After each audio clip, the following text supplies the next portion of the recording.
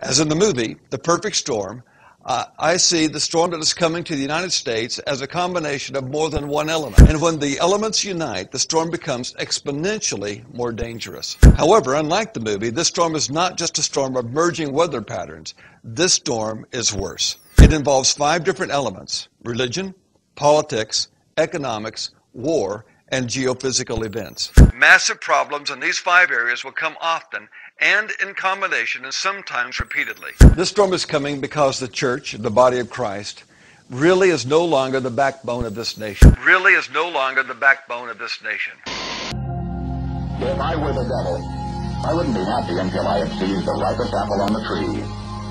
B. So I set about, however necessary, to take over the United States.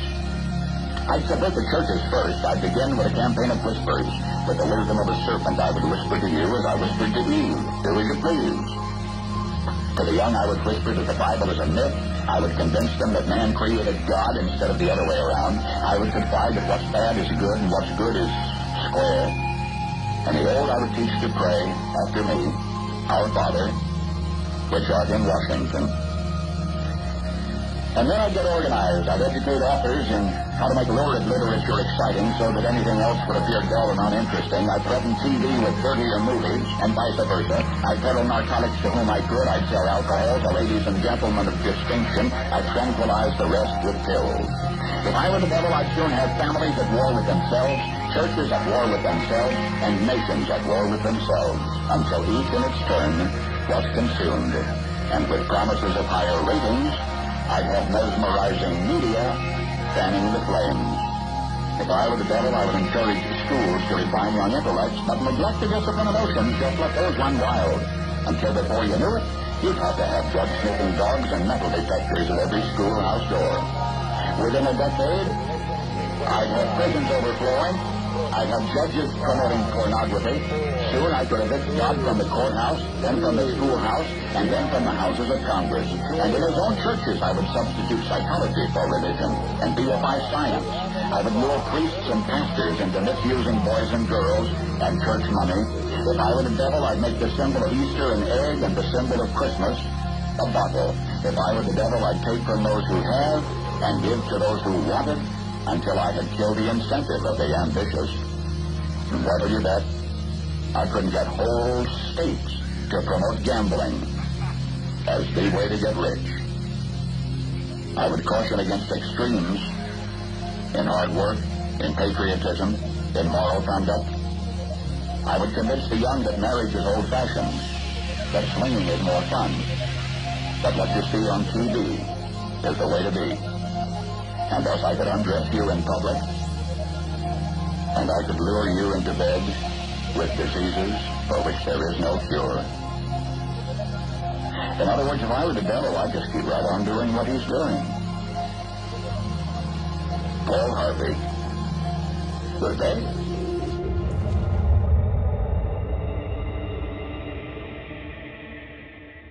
We pick up the story as this conversation is sparked on. Matthew 24, starting in verse 3. And if you have your Bibles, great. If not, of course, you have the worksheet with you as well. Matthew 24:3 starts like this. Now, as he sat on the Mount of Olives, the disciples came to him privately and said, "Tell us, when will this thing be? And what will be the sign of your coming and of the end of the age?" And Jesus answered and said to them, "Take heed that no one deceives you." You know, right there, that should kind of start setting us up. Jesus, he's asked this big question, and so the first part of the answer out of his mouth deals with this. Take heed that no one deceives you. For many will come in my name, saying, "I am the Christ," and will deceive many. And you will hear of wars and rumors of wars. See that you are not troubled. For all these things must come to pass, but the end is not yet. For nation will rise against nation and kingdom against kingdom, and there will be famines and pestilences and earthquakes in various places. All these are just the beginning of sorrows. And because lawlessness, and we're kind of summing up down here, verse 12, and because lawlessness will abound, the love of many will grow cold. But he who endures to the end shall be saved. He who endures to the end shall be saved. As I was meditating on this whole verse, I'll tell you what, this whole thing about the coming king, there is my theme verse right there. He who endures to the end will be saved. The perfect storm is coming. Who's going to be saved in this? He who endures to the end will be saved. Let's take a look at it. Let's dissect this a little bit. What elements then are coming into alignment to make this perfect storm that's going to overtake the world and all of this? Well, the first one he mentions right out of the box is the spiritual element. He talks about counterfeits. And as a matter of fact, he alludes to the counterfeits are going to get better and better. Ever more convincing counterfeits. Watch out for them. Be careful for them. Isn't it interesting, if you were to set up this kind of like the Paul Harvey thing, if I were the devil, I don't know if I would start with that strategy, but there it is. It's not that he will reject God or people will reject God. They'll pretend they are God. They'll set up these amazing counterfeits. Deception will be the first salvo of the darkness that will come upon us.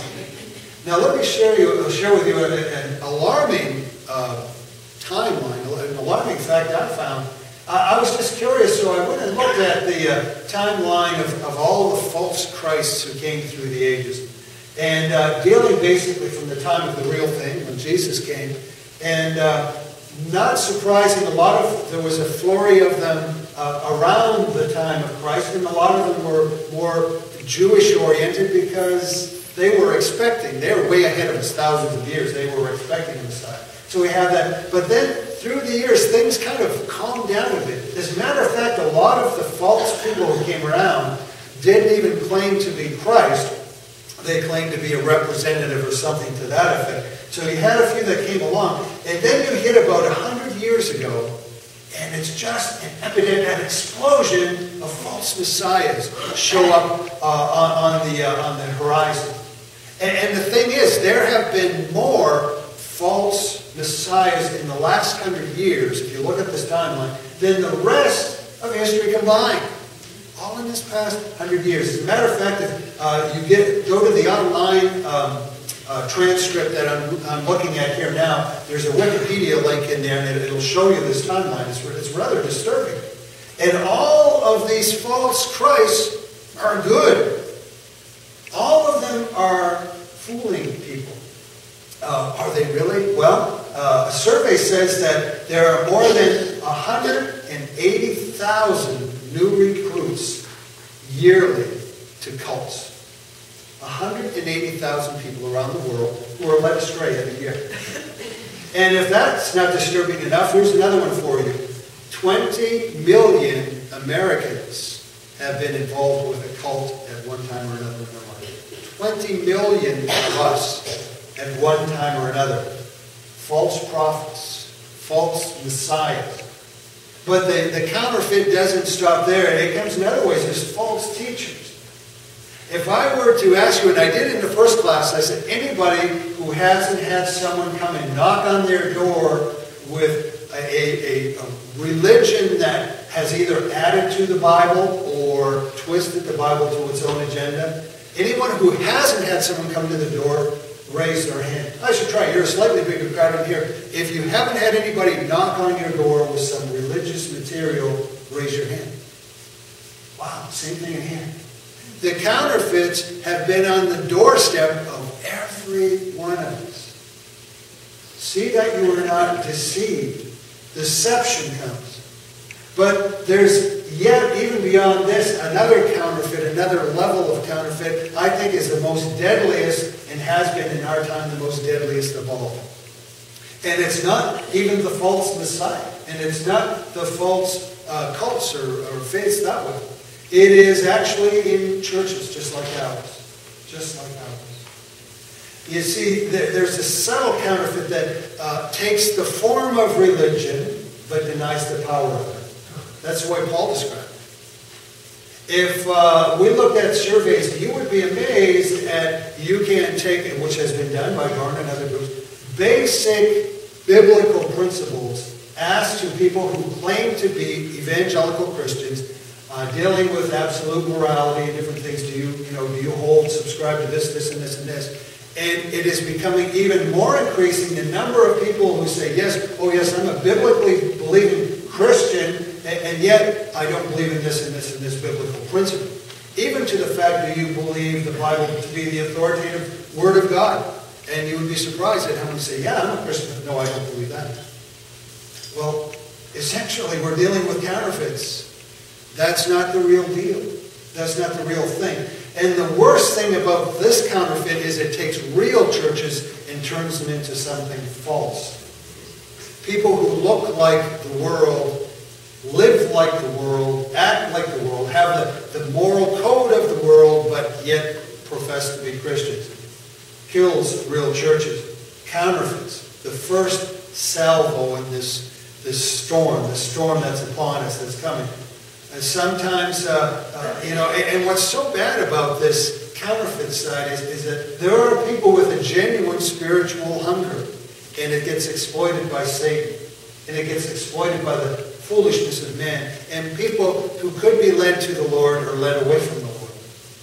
And they end up somewhere they shouldn't be, somewhere they didn't have to be. How do we get so easily duped? How does it happen? Our human nature. You see, that's the thing. It's not all Satan working all this agenda. We are willing accomplices as a race, as the human race, for a lot of reasons. For some, it's the lust of power. For some, it's the lust of the flesh.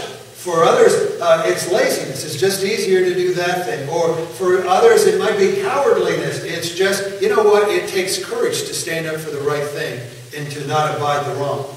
It can be a number of flaws in human nature. But the bottom line is we are part of the storm that we're dreading. We're part of it ourselves. The next element that is not in order here, but I think is in order of elements in the storm, is lawlessness. Lawlessness. Lawlessness, in its basic definition, is simply to rebel against or to reject a system of laws of some kind. Think of all the systems of laws we have in our existence. There's the laws of physics. We live by them. There's a science built around them. We can work it out with numbers. There's societal laws. We have a law of the land. If it wasn't there, there could not be civilization. But it needs to be there. There are moral laws. And moral laws are even more basic. Those are the universal. For example, there is not a healthy mind or a culture on the face of the earth that believes it's perfectly all right to kill other people at whim with no provocation. And it makes sense that we would be wired that way, because if it was okay just to go around and kill people for no reason at a whim, well, eventually there would be no one. So the race couldn't perpetuate itself. There are physiological laws that we live by. That we have to live by, because that's the way creation is. You can look at virtually every living thing outside of some of the lower life forms, and we are divided into gender. There is, even in the flowers, there's a male part and there's a female part. If you want another flower, it takes something from the male and something from the female. As we get into higher forms, even in the birds and such, there is not just the creation of our perpetuation of our life, but the nurturing of it. It takes something from the male to raise correctly and something from the female. And if one is missing, then there has to be some level of compensation.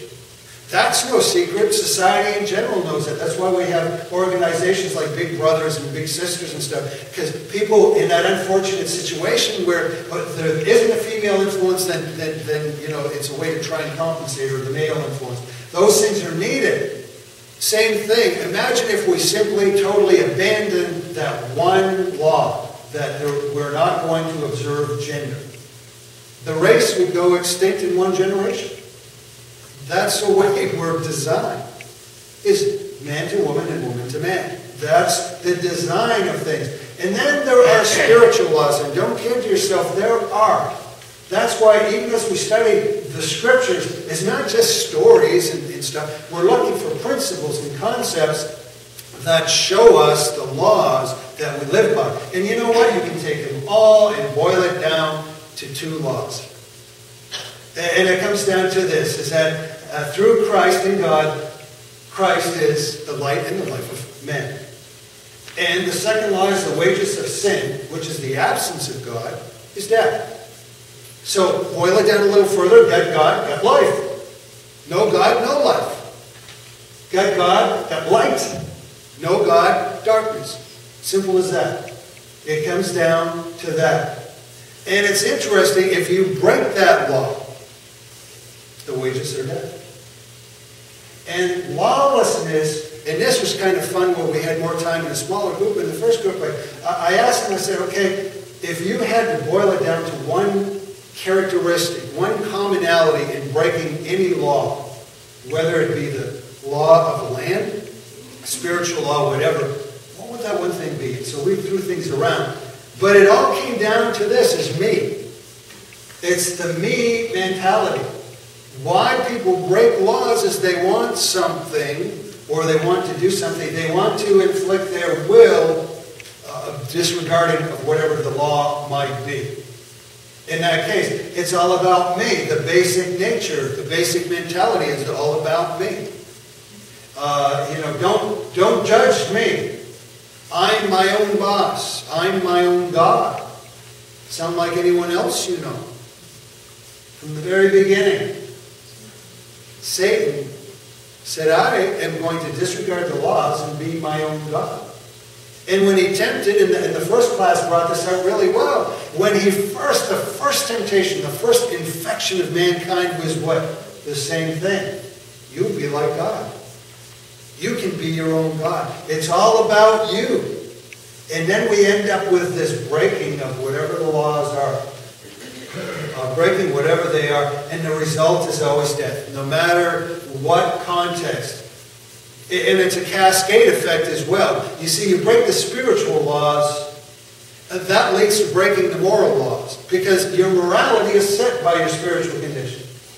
Now you break the moral laws, and it's not long before you're breaking the laws of the land, because the laws of any land are based on some code of morality. Break those, and then you end up with a culture that is breaking laws. One of total and utter rebellion. And it will always come back to the death penalty.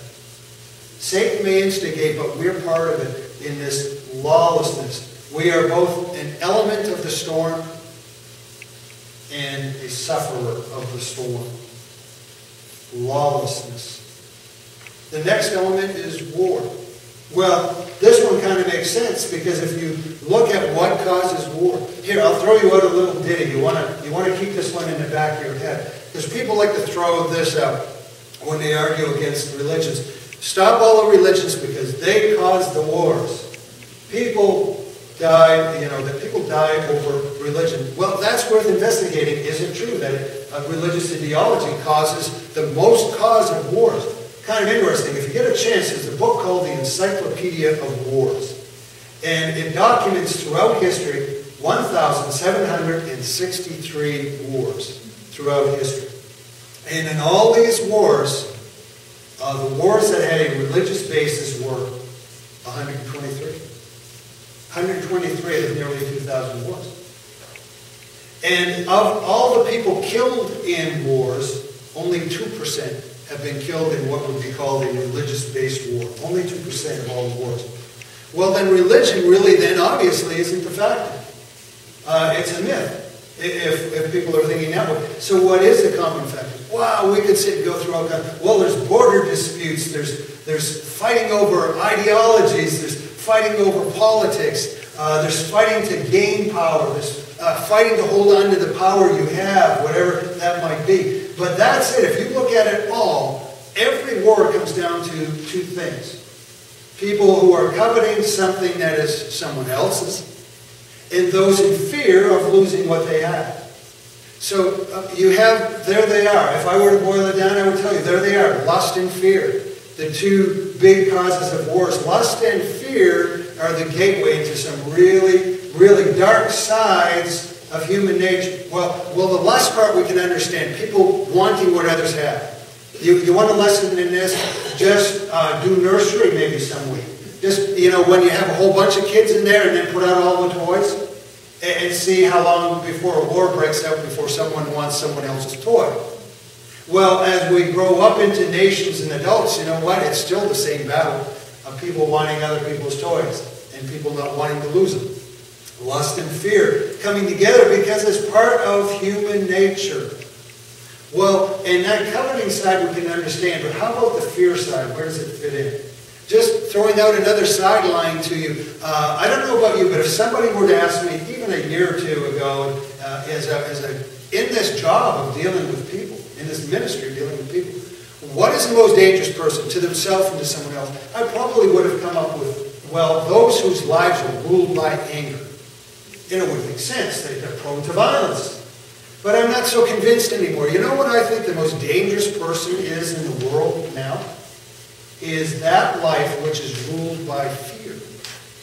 The life ruled by fear. Fear can cause a person to betray someone they even love at the moment. Fear can cause you to do dark things that even anger can't. It can give you, where anger couldn't even give you the courage to do that type of thing. Fear can. Fear has caused good parents even to kill their own children. How many times have we seen newscasts on double suicides or different things? And how did that person do that? Well, you call it depression, despair, whatever. It comes down to this. Fear. Fear can cause people to be very, very dangerous.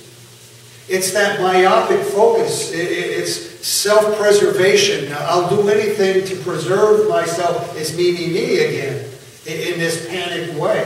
And it will cause people to do things they wouldn't normally do. Lust and fear is in wars. War is basically spiritual insanity on a giant scale. That's really what it comes down to.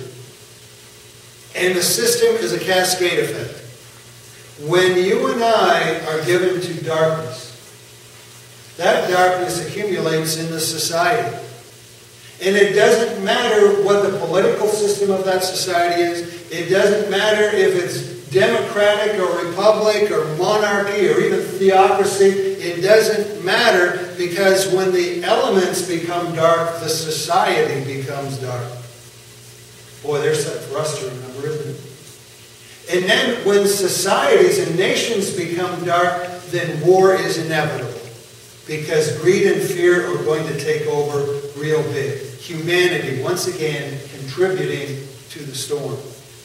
And it comes back to a spiritual root. See, that's the whole thing. Our existence is like a house. And the foundation is the spiritual. If the spiritual begins to crumble, everything on top of it can't help but crumble. And that's how the storm works. Then we get into natural disasters, and maybe you're like me, and at first you think, well, at least there's something we can't be responsible for, natural disasters. But the truth is, yeah, we can. Even there we can be involved. Just think of this. If I was up here giving this message even less than 100 years ago, I couldn't tell you that there is, man will have the capacity with a single bomb to destroy an entire city. And oh no, that could never happen.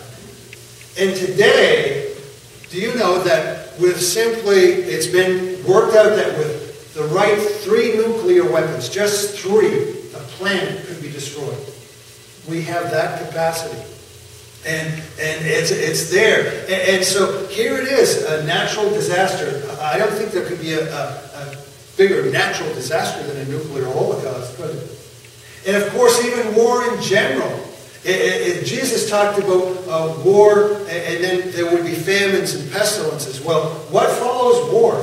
Just look at history. Look at Europe after World War II. Famines everywhere. Look at Ethiopia and some of these places. Pestilences. Because when there's war, there's no food. And then when there's no food, people are weak in their bodies. And then the diseases take over and there's pestilences. Yeah, we cause from darkness all these things. And it doesn't have to be war. Just take this, for instance, greed. That, say, a big industry that exists in different places in our country, in the industrialized worlds, and such a hard time getting on board with, say, not that I'm not a tree hugger, but just to make a point here, that in the industry, that to lower pollution, why not do that? That makes sense. Well, because it costs money. It would bite into the profits of big industry, so there is a natural resistance. How much money do we have to spend? Sure, we'd like to make the world a little better, but how much profit do we have to lose to do this? So, in a sense, greed can be involved here. Well, if you look at the way research says it's going, you may sit on either side of the fence on this, but it says from these pollution effects that we have global warming. And now you're starting to hear in every hurricane season, well, the global warming is now feeding the hurricanes, and they're becoming stronger and more obvious and more intense when they do hit.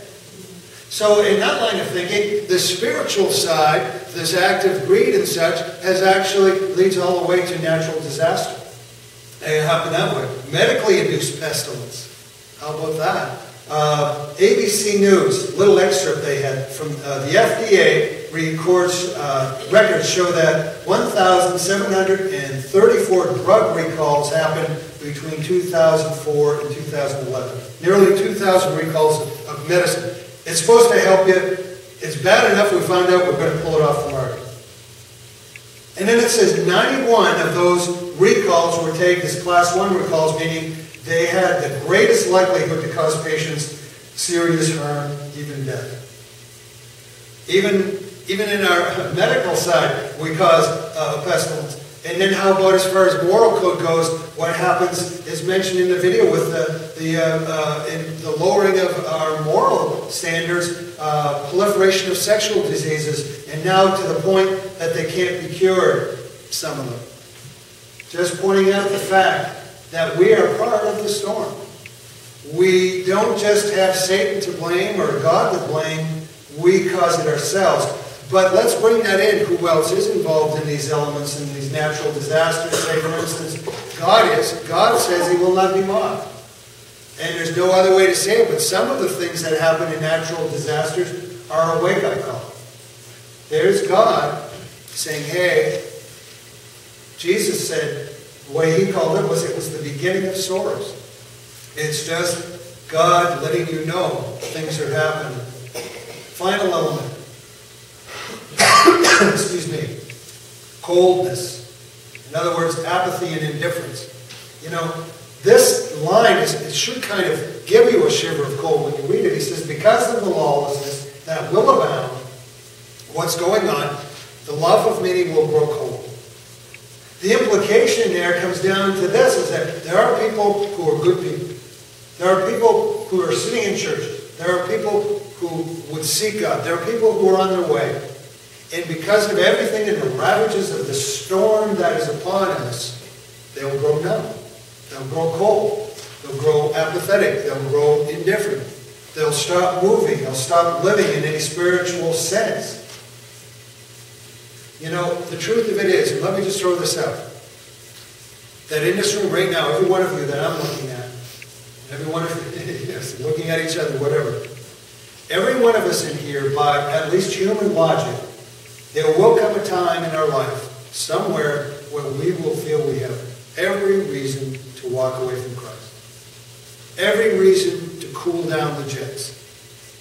We will have a legitimate cause. We will feel. For some of us, we're just too tired. We're just too overwhelmed. We're just too confused.